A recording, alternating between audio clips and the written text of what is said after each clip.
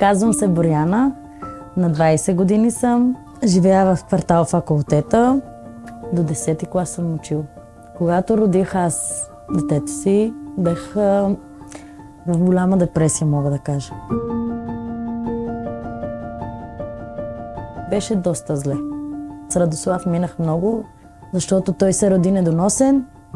В 7-я месец се роди, кило и половина се роди и просто с него имах наистина големи проблеми.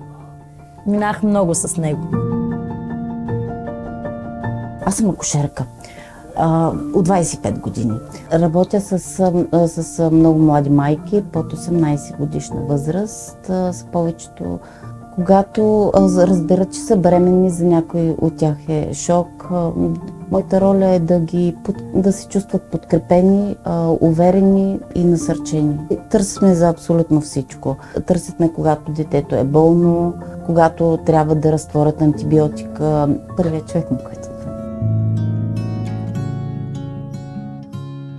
Бех на 1 месец бременна, като разбрах за плам, като моя приятелка ме насочи към нея. Виждам промяна, че са уверени родители.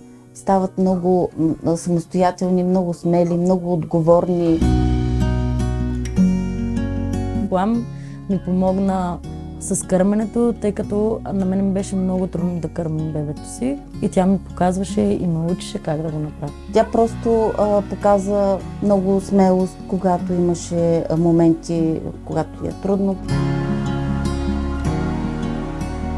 Плам много ми помага с това да ме учи как да се грижа за детето си, какво е нужно да направя за детето си. Храненето, къпането, грижите, комуникацията. Как да знам кога трябва да го вода на лекар, кога трябва да му бия ваксината, че е необходимо да яде храна, която е само за него, не трябва да го смесвам с нашата храна.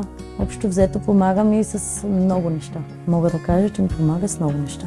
Това са момичета, които имат нужда просто от едно рамо, просто от една усмивка. Ако нямаше плам, нямаше да се грижи така за детето си, както се грижи сега.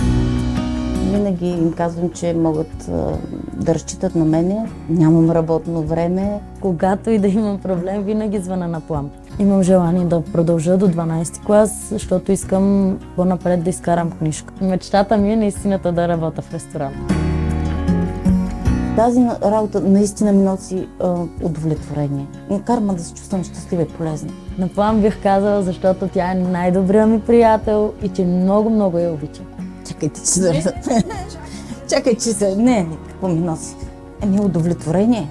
Не знам, може би за това, защото наистина, когато и да извъна, винаги е насреща. От нея имам подкрепа. Затова може би толкова я обичам.